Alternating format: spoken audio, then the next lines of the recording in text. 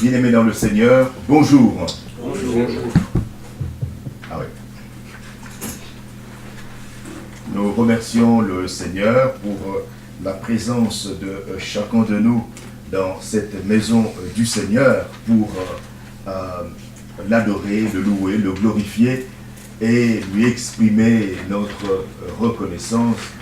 Et merci aussi à notre modérateur qui nous dirige justement à passer ce temps dans la présence du Seigneur. La parole de Dieu jamais ne passera. Et ce matin, nous allons parler justement de la méditation de la parole de Dieu. Nous continuons nos affermissements après la prière. C'est maintenant le tour de la parole de Dieu. La méditation de la parole de Dieu. À travers cette exhortation, nous voulons montrer aux nouveaux chrétiens ou aux vieux chrétiens l'importance et la manière de méditer la Bible, parole de Dieu.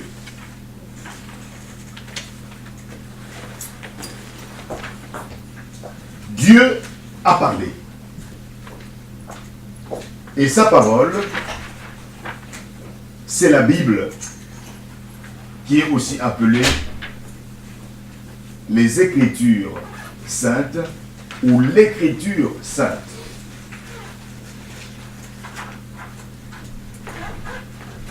Dans son combat, seul au désert, Jésus a mis en déroute le diable avec ses paroles, que nous trouvons dans Matthieu chapitre 4, verset 4. L'homme ne vivra pas de pain seulement, mais de toute parole qui sort de la bouche de Dieu. Amen. Amen. Cette parole foudroyante est sortie de la bouche même de notre Seigneur Jésus-Christ. L'homme ne vivra pas de pain seulement, mais de toute parole qui sort de la bouche de Dieu. Mon frère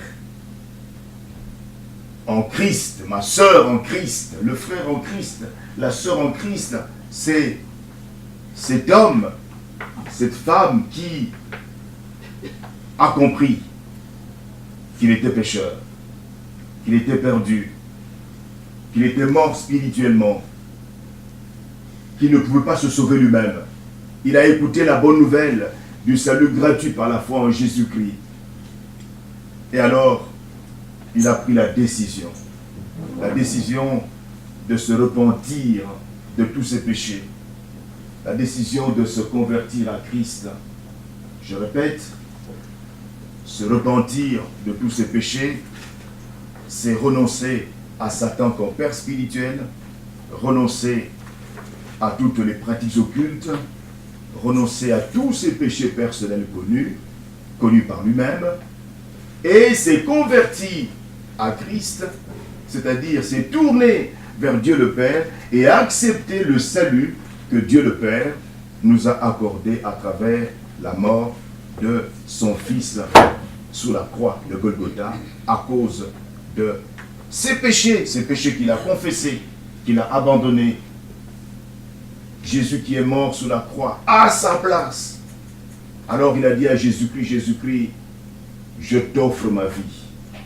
Sois ma lumière, sois mon guide, sois mon Seigneur, sois le maître de la vie. Celui-là, est devenu l'habitation du Dieu Trinitaire. Le Père, le Fils et le Saint-Esprit est venu, ou sont venus habiter en lui. Il est devenu un enfant de Dieu. C'est celui-là qui est mon frère en Christ. C'est celle-là qui est ma sœur en Christ. Alors, mon frère, ma sœur, tu ne vis qu'une fois sur cette terre. Et sur cette terre, mon ami, le temps est très précieux. Et donc, il faut en tirer le plus grand avantage. Et dans quelques années, mon ami, lorsque tu auras 90 ans ou 100 ans, c'est possible. La doyenne de notre église avait atteint 96 ans. 96 ans. Et le Seigneur l'a rappelé auprès de lui. Peut-être que lorsque bientôt vous atteindrez 90 ans, eh bien à ce moment-là, vos yeux ne verront plus correctement. Vous aurez des problèmes pour lire. À ce moment-là, votre cerveau aura peut-être du mal à comprendre les choses. À ce moment-là, vos mains auront des difficultés pour pouvoir toucher les choses. À ce moment-là, vous savez, l'Ecclésiaste a dit ceci dans Ecclésiaste chapitre 12, verset 1. Souviens-toi de ton Créateur pendant les jours de ta jeunesse, avant que les jours du malheur viennent. Oui, les jours du malheur viendront.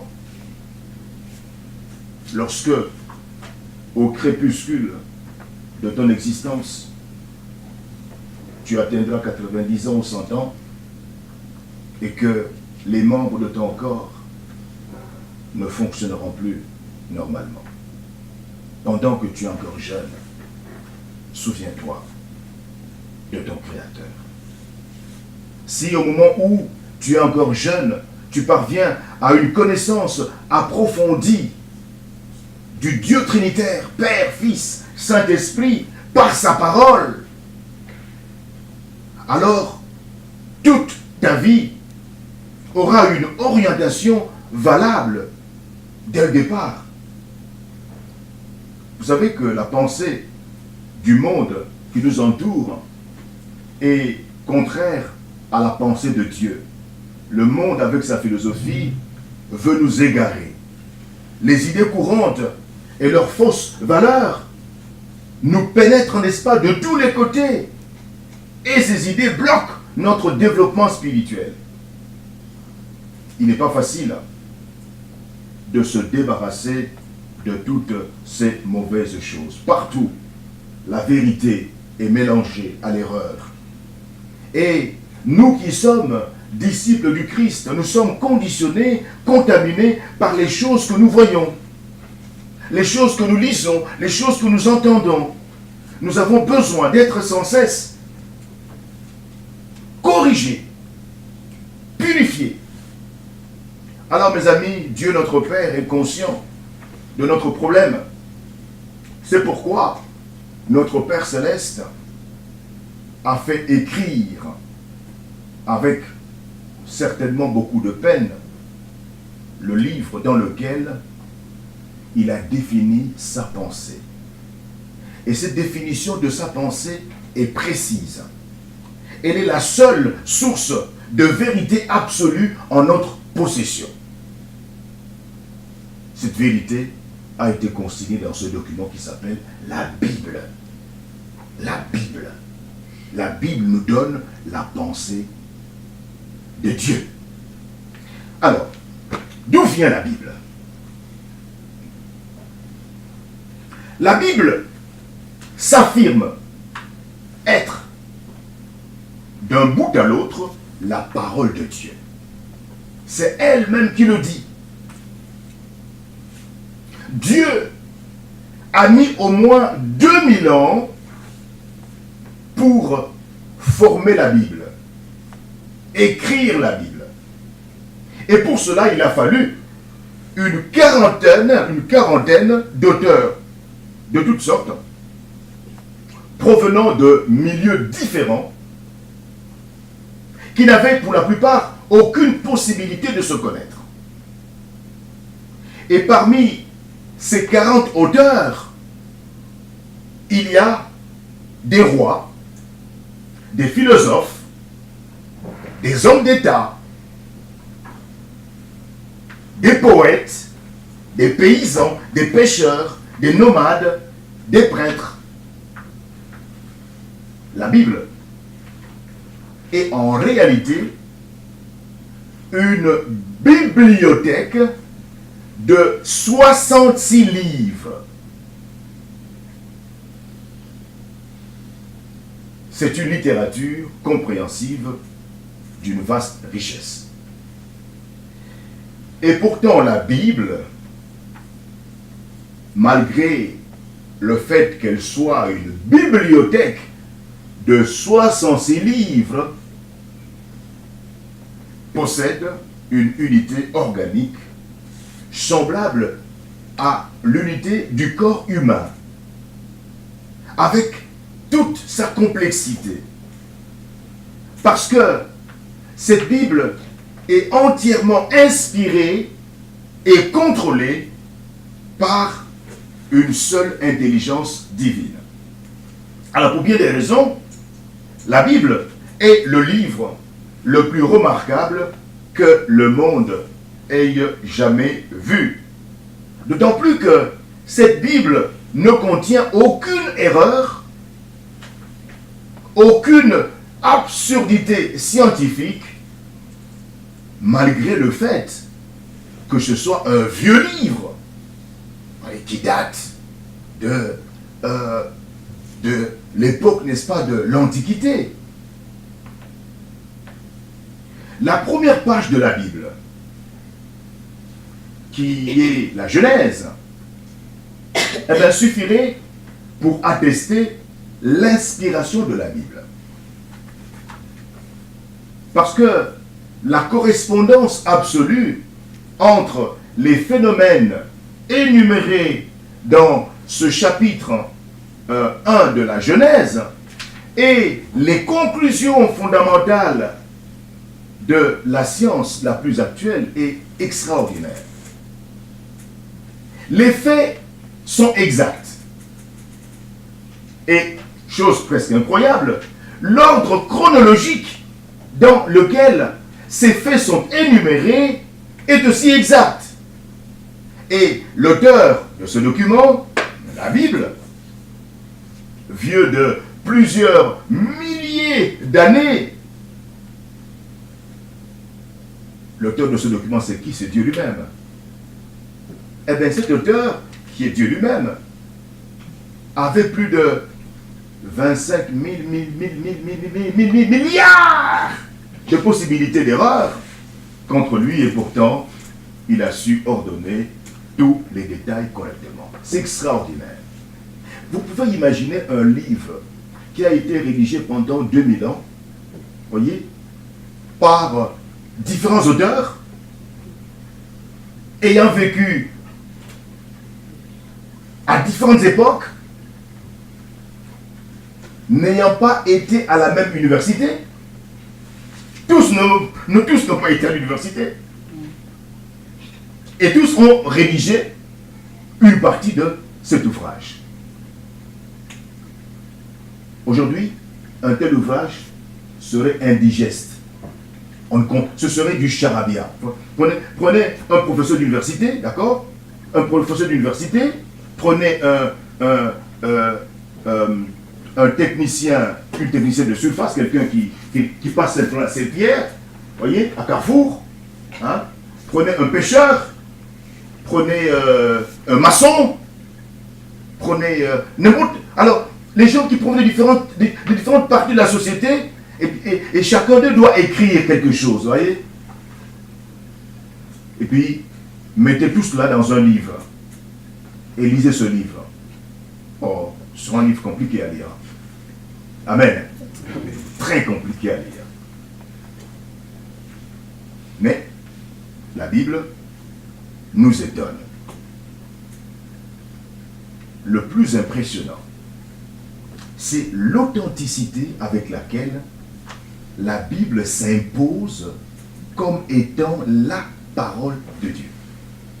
Dans tous les pays et dans chaque génération, la Bible répond aux plus profonds besoins de l'homme. En lisant la Bible, nous entendons la voix de Dieu dans notre conscience. Et cette voix de Dieu pénètre jusqu'au fond du cœur. Et elle possède la puissance de transformer ce cœur à l'image de Dieu. Alors, question. Qu'est-ce que la Bible selon vous? La Bible, c'est quoi selon vous? Mon frère Patrick. La parole de Dieu. C'est la parole de Dieu. Alors, mon frère Patrick, tu vas lire 2 Pierre 1, 20 et 21. Et ce passage est très intéressant parce que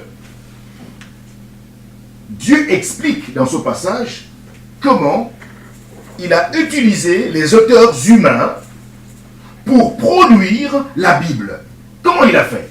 Extraordinaire. Lis, mon frère. 2 Pierre 1. 2 Pierre 1, versets 20 et 21.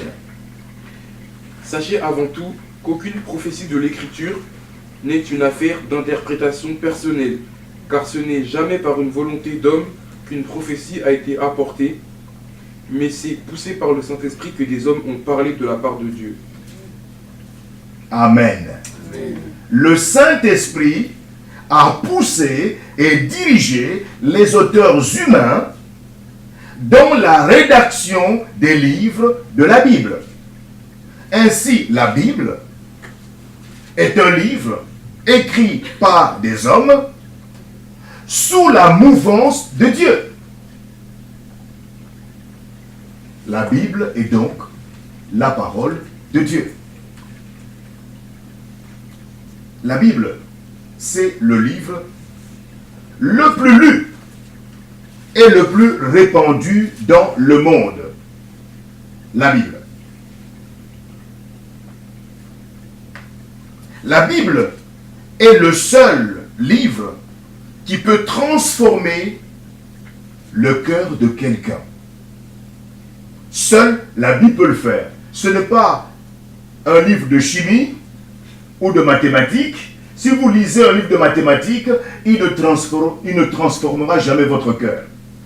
Si vous lisez un livre de chimie ou de biologie, ce livre ne transformera jamais votre cœur. Si vous lisez un livre de médecine, ce livre de médecine ne transformera jamais votre cœur. Jamais.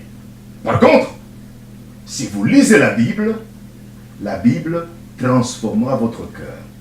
Parce que Dieu est derrière la Bible. Amen. Amen.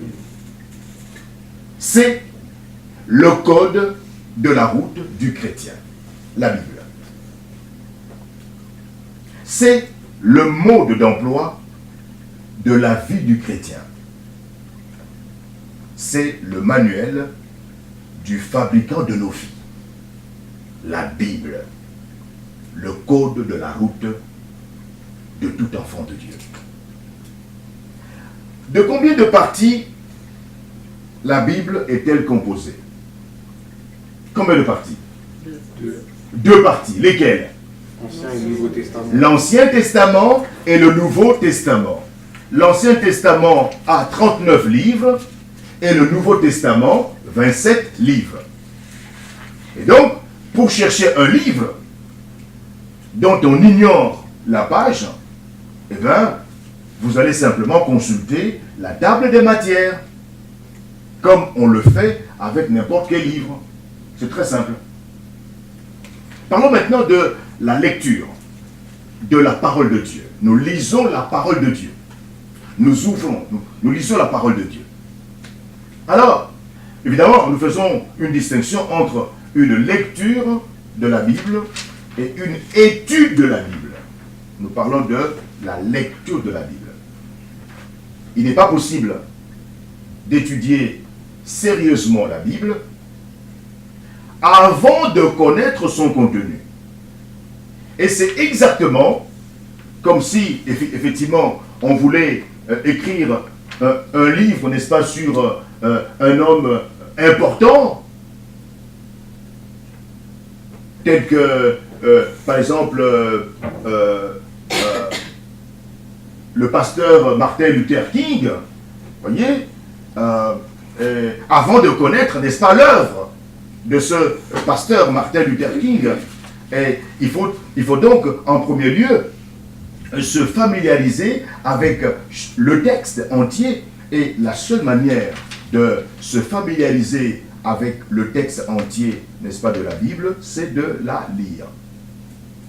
Si vous lisez la Bible, vous vous familiarisez, n'est-ce pas, avec son texte. Il n'existe pas de raccourci, évidemment, pour y parvenir. Il faut lire la Bible.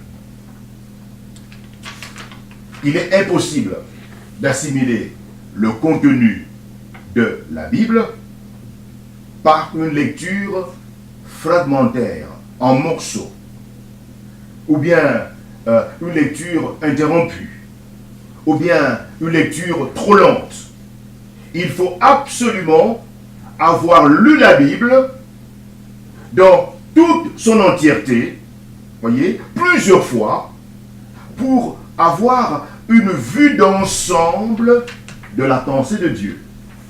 Si vous n'avez pas lu la Bible entièrement, eh bien, vous aurez du mal à saisir la pensée globale, n'est-ce pas, de notre Dieu. C'est d'ailleurs un livre qu'on peut lire et relire toute sa vie sans se fatiguer.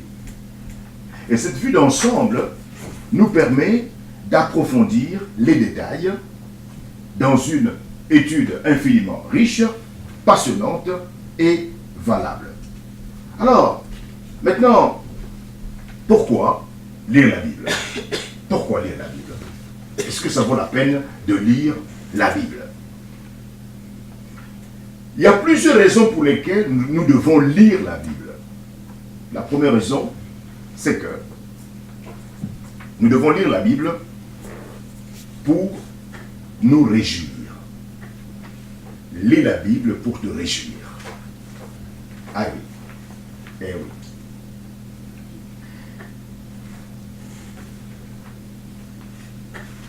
Tu dois décider de jouir de ta lecture de la Bible.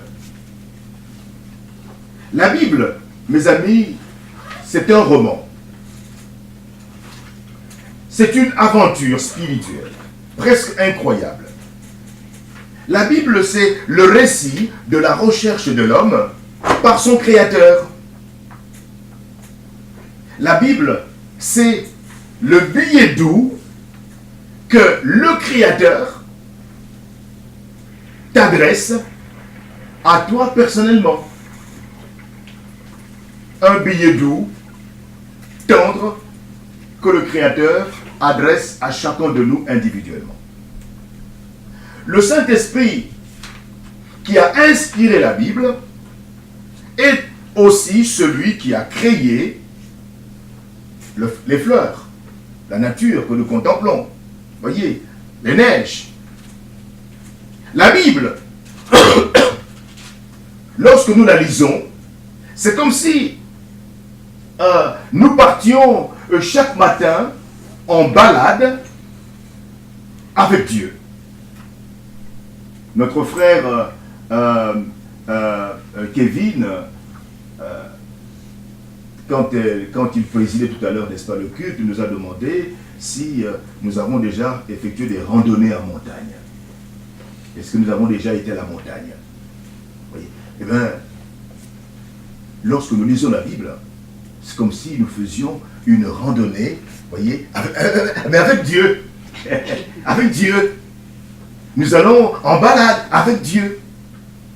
Nous allons à la recherche du paysage fantastique de son royaume.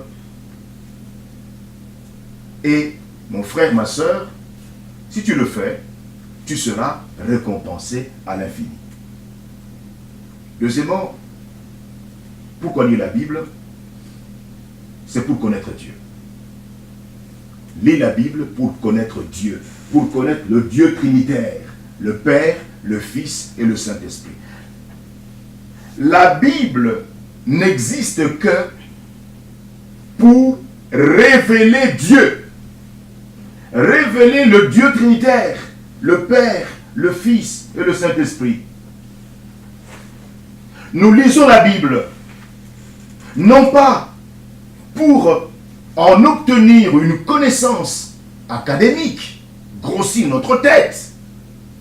Non, bien que la connaissance académique, effectivement, soit d'une utilité inestimable, mais nous lisons la Bible, au contraire, pour connaître son auteur. Et la Bible, c'est le chemin qui mène à Dieu, qui mène au Dieu trinitaire. Car c'est par la Bible que nous connaissons Jésus. Il n'y a pas un autre moyen pour connaître Jésus. C'est par la Bible.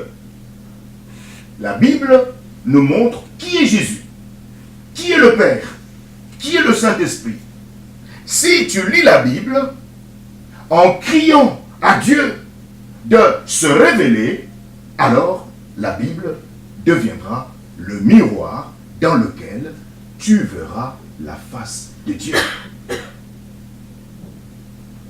Mais si tu la lis de façon simplement intellectuelle, alors ton âme n'y trouvera que stérilité. L'intellect et l'esprit doivent marcher ensemble. Tout aussi regrettable que l'intellectualisme et l'attitude contraire qui refuse d'apporter à la lecture de la parole de Dieu l'intelligence et les moyens d'étude mis à notre disposition par Dieu. C'est Dieu qui a créé l'intelligence de l'homme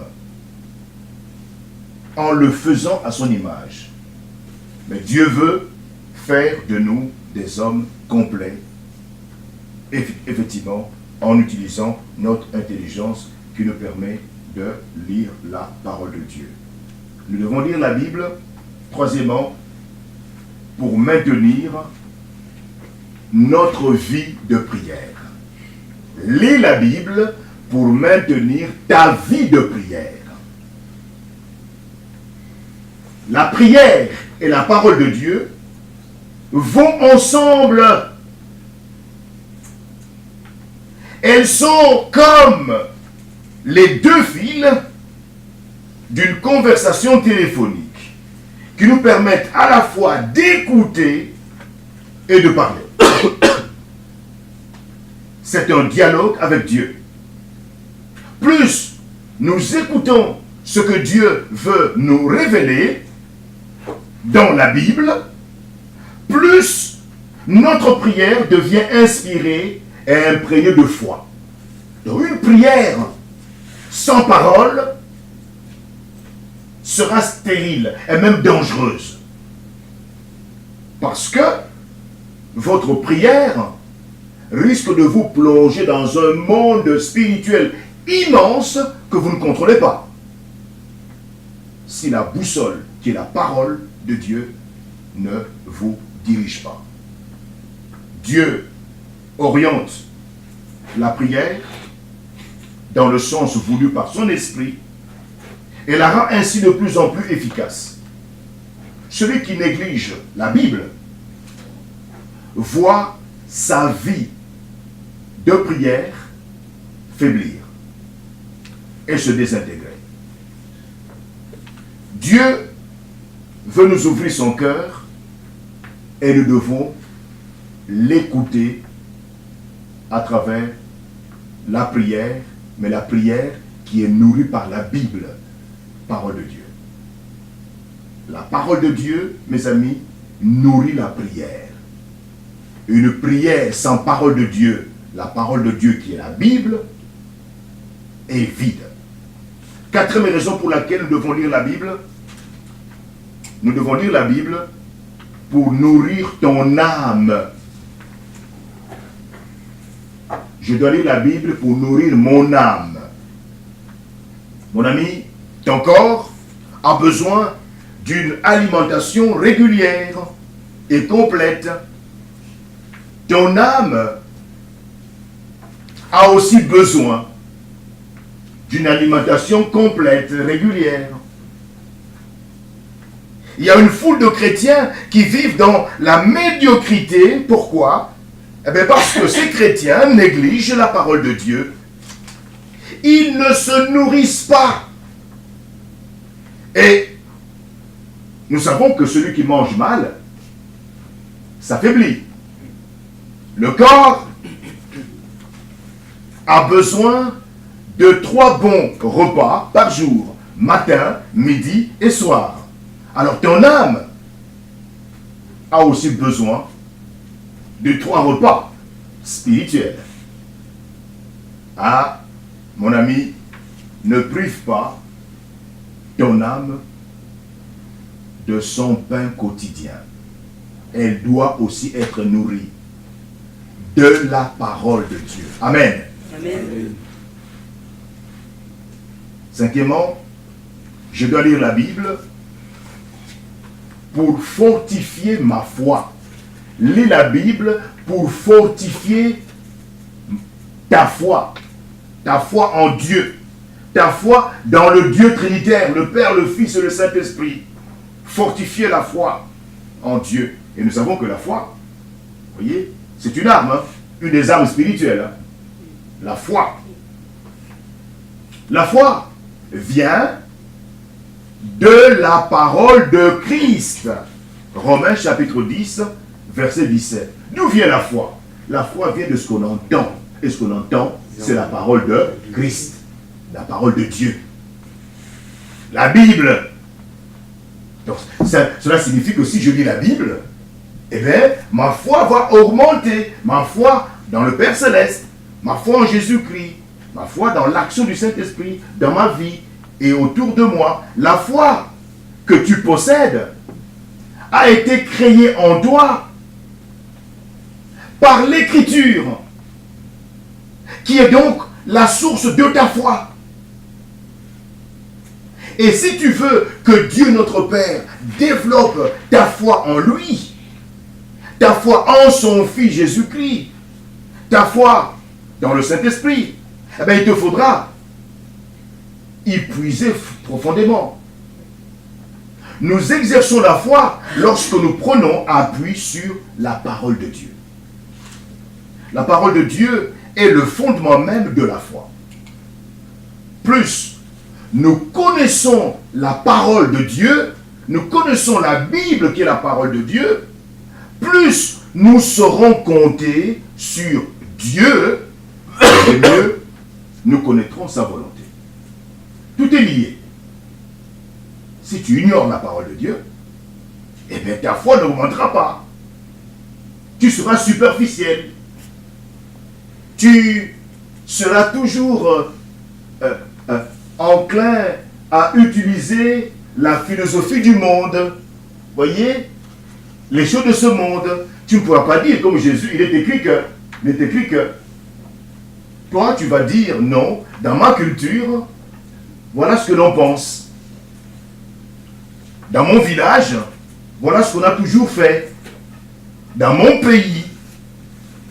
Mais tu oublies, qu'en Jésus-Christ, tu es devenu citoyen du ciel. Amen. Amen. Citoyen du ciel. Et dans ton ciel, dans ta patrie céleste, quelle est sa culture? Mais sa culture, mais c'est la Bible. Amen. Amen. C'est la Bible. C'est la Bible. Alors pourquoi méditer la parole de Dieu? Je le répète encore. Pourquoi méditer la parole de Dieu selon vous? Pour connaître Dieu. Connaître Dieu pour Nourrir la foi. pour Se fortifier pour fortifier pour apporter la parole, évangéliser. oui, évangéliser. Cette connaissance, n'est-ce pas, de la parole de Dieu nous permet justement de savoir, oui, connaître Dieu, etc. Voyez, méditer la parole de Dieu. Méditer, alors, ce verbe méditer signifie réfléchir. Voyez, hein, penser profondément, d'une manière concentrée à la parole de Dieu. Méditer la parole de Dieu. Méditer la parole de Dieu, c'est ruminer la parole de Dieu comme une vache rumine ce qu'elle vient de manger. Vous voyez, j'ai lu la parole, j'ai lu Jean chapitre 3 verset 16. Car Dieu a tant aimé le monde qu'il a donné son Fils unique, afin que quiconque croit en lui ne périsse pas, mais qu'il ait la vie éternelle. Alors, je médite sur cette parole. Vous voyez, je réfléchis sur cette parole. Vous voyez, je la tourne dans tous les sens. Ah bon? Dieu a tellement aimé le monde. Tiens, pourquoi? Mais pourquoi est-ce que Dieu devait aimer les hommes? Qu'est-ce qu'ils ont fait? Voyez, il a donné son Fils, afin que quiconque croit en lui ne meure pas, mais qu'il ait la vie éternelle. Tiens, quiconque, non, n'importe qui. Les hommes dans ce monde sont morts, tous. Et parmi ces cadavres spirituels, quiconque croit en son Fils ne périra pas. Il aura la vie éternelle.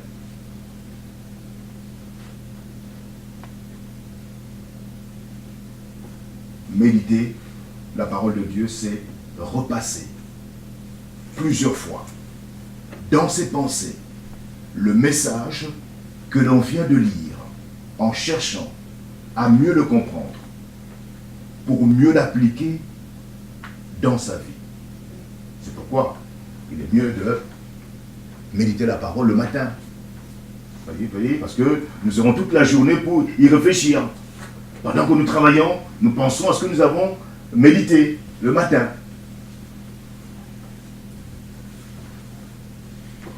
Alors pourquoi devons-nous méditer la parole de Dieu? Frère Jean-Baptiste, pourquoi? Pour fortifier ma foi. Pour fortifier ta foi. Que nous apprend Osée chapitre 4, verset 6?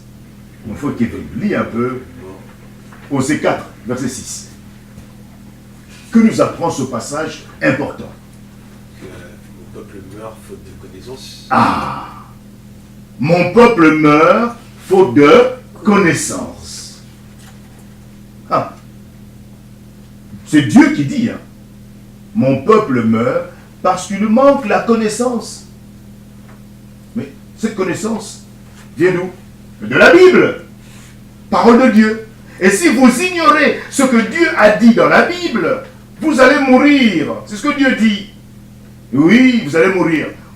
Vous ferez des accidents. Des accidents.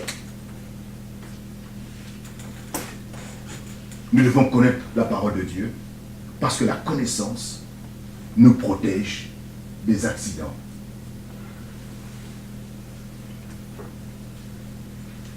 Je rappelle encore quelques raisons pour lesquelles méditer la Bible. Réfléchir profondément sur les vérités bibliques. Matthieu 4,4.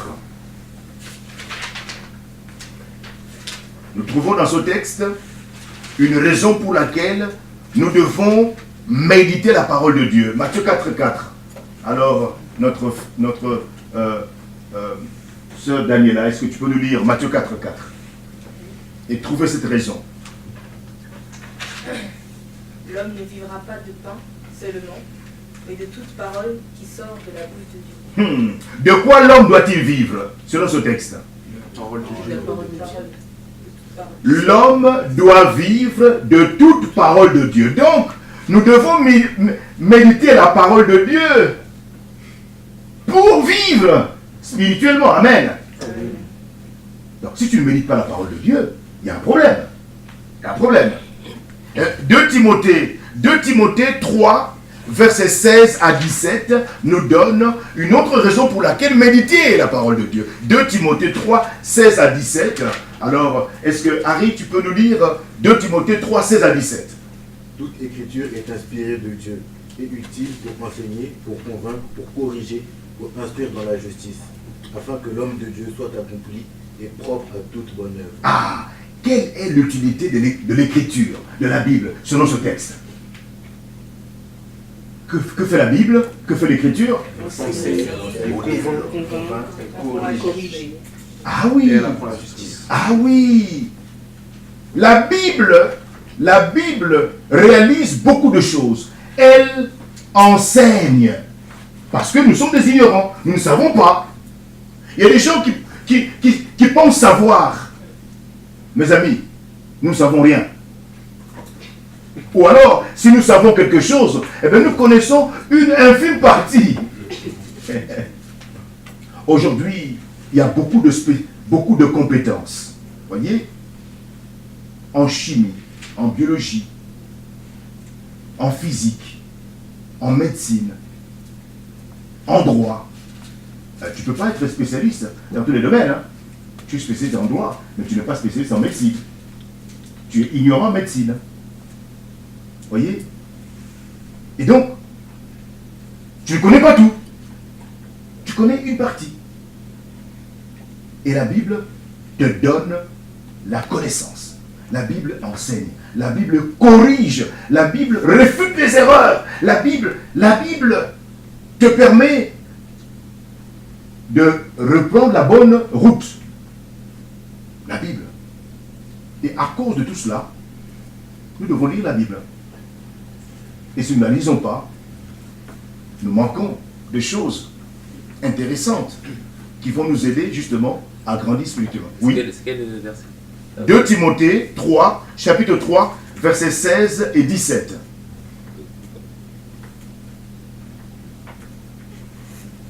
Une autre raison pour laquelle nous devons méditer la Bible, nous la trouvons dans Psaume 119, verset 105. 119, notre sœur Yali, est-ce que tu peux nous lire Psaume 119, verset 105? À quoi est comparée la parole de Dieu dans ce texte du Psaume 119, verset 105?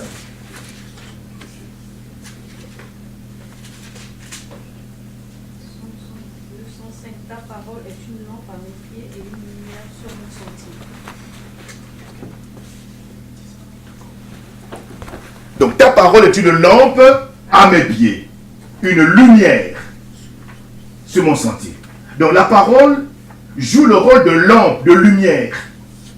Donc si la parole est en contact avec vous, elle va éclairer votre vie. Et si vous n'êtes pas en contact avec la parole, votre vie ne sera pas éclairée par la parole. Amen. Vous voyez que c'est terrible, quoi. Vous allez louper quelque chose de fondamental parce que c'est la parole qui apporte la lumière. Autre raison, rapidement. Donc, sans la connaissance biblique, l'homme marche dans les ténèbres spirituelles. C'est une évidence. Psaume 1, versets 1 et 3. Josué 1,8. Josué 1,8.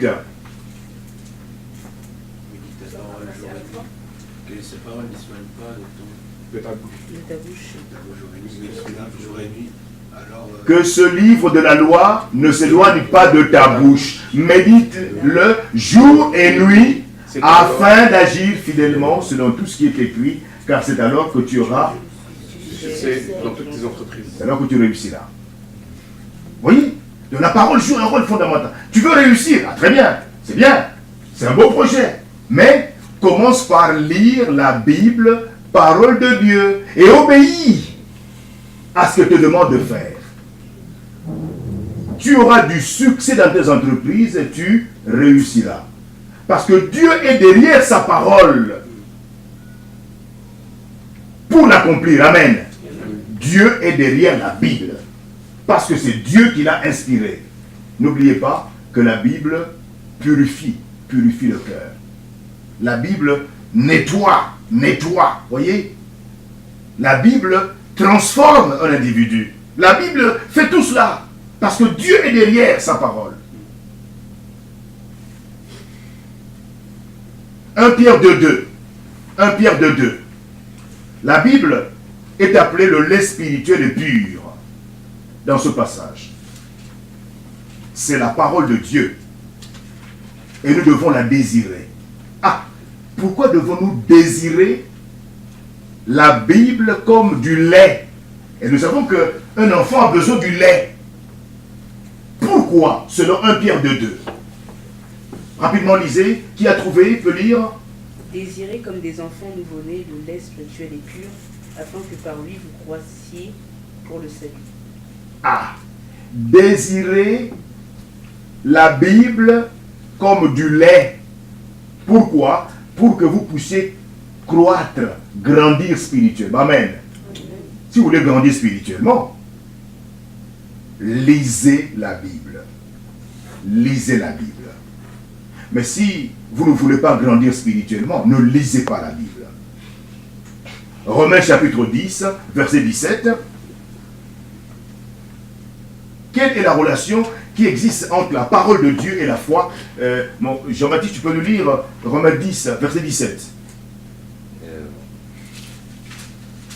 Il y a une relation entre la parole de Dieu et la foi dans ce texte.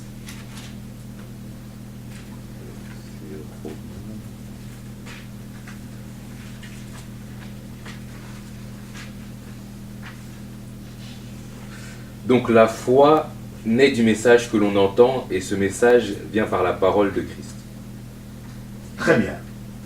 Quelle est la relation entre la parole de Dieu et la foi selon ce texte? La foi vient d'où? C'est la parole de Dieu qui détermine la foi. Ah, oui. Oui. La foi vient de... Ah, la foi vient de ce qu'on entend, et ce qu'on entend vient de la parole de Christ. Donc, la foi vient de la parole de Christ. Voyez? Donc, plus je lis la Bible c'est la parole de Christ. La Bible, c'est la parole de Christ.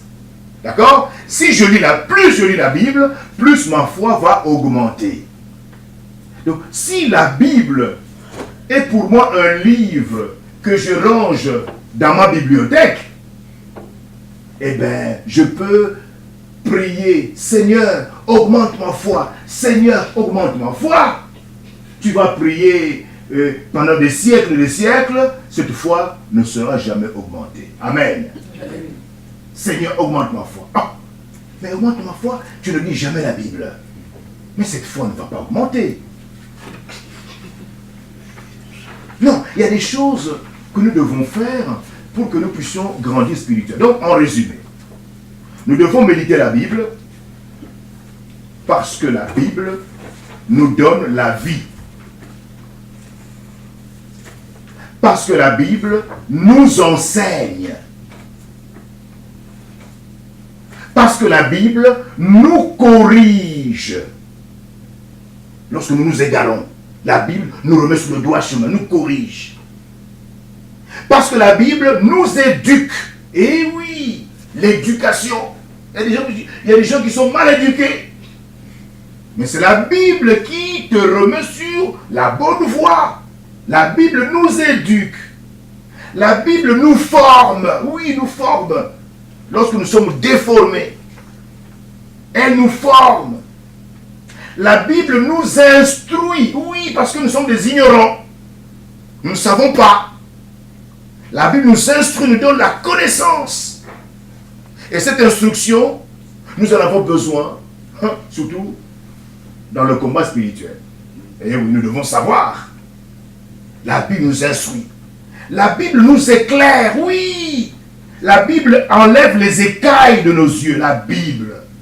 Voyez, la Bible.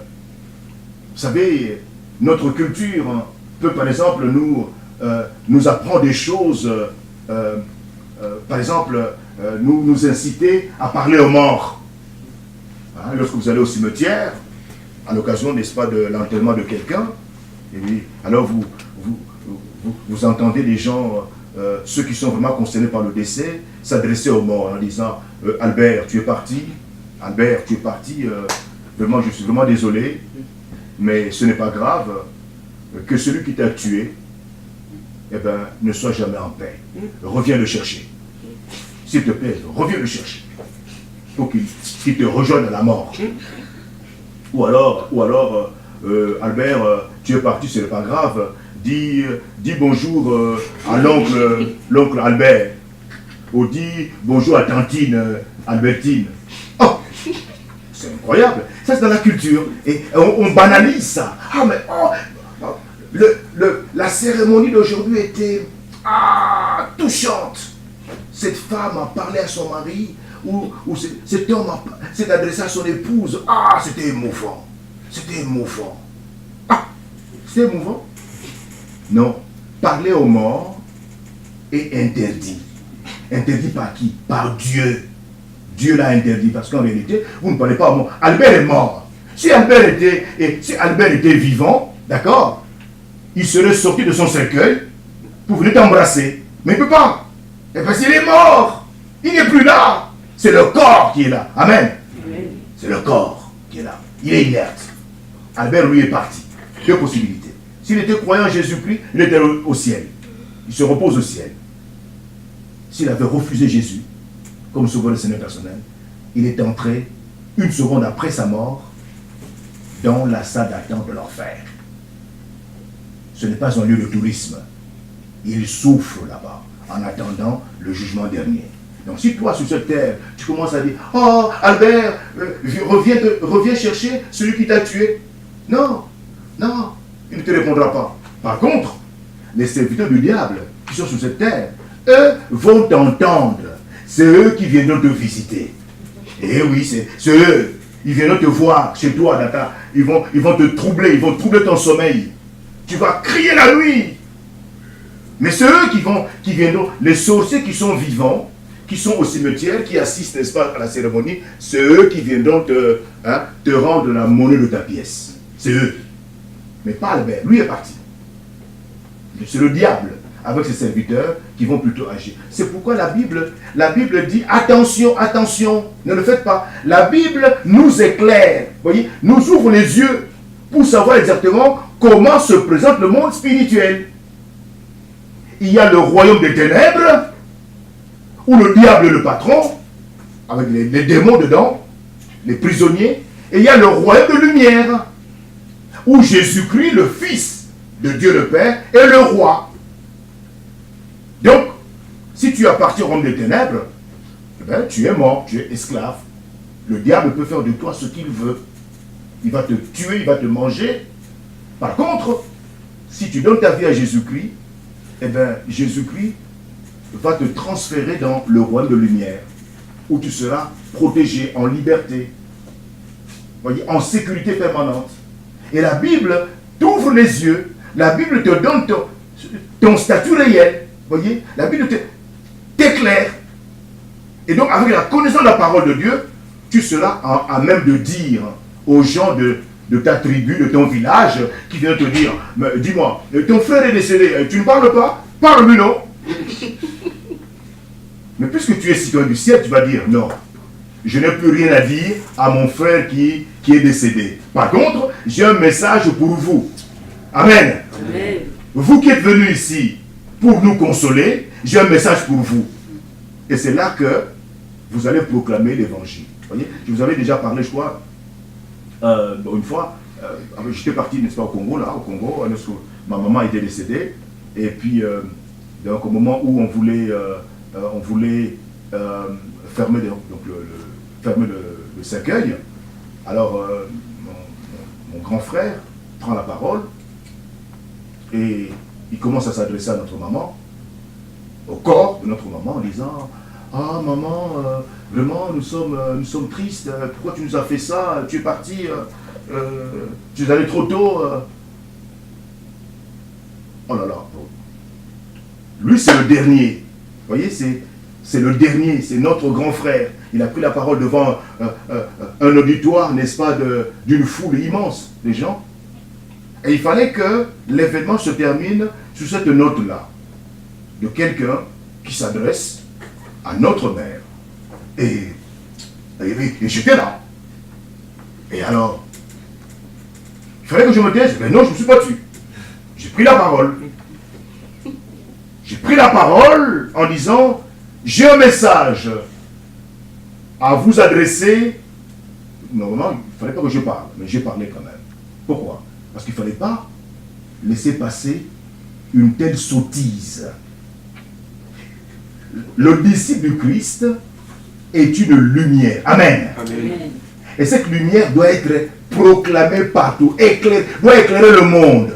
Et là, j'ai rendu témoignage en disant, mais ce corps qui est là, notre chère maman, maman Yungi, qui est là, elle est morte. Elle est dans un cercueil. Elle n'entend plus. Elle est morte. Si elle entendait, elle sortirait de son cercueil et vient nous dire coucou, coucou, coucou, coucou. Elle est bien morte. Elle est morte. Elle ne parle plus.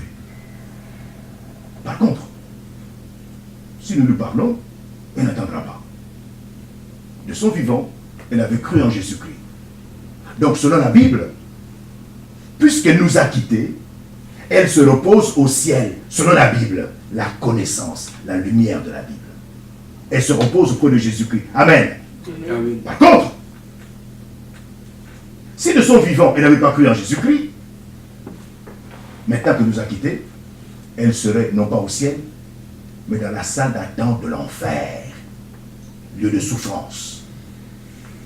Donc aujourd'hui, nous devons décider d'offrir notre vie à Jésus-Christ. Ne plus parler aux morts, car les morts n'entendent plus.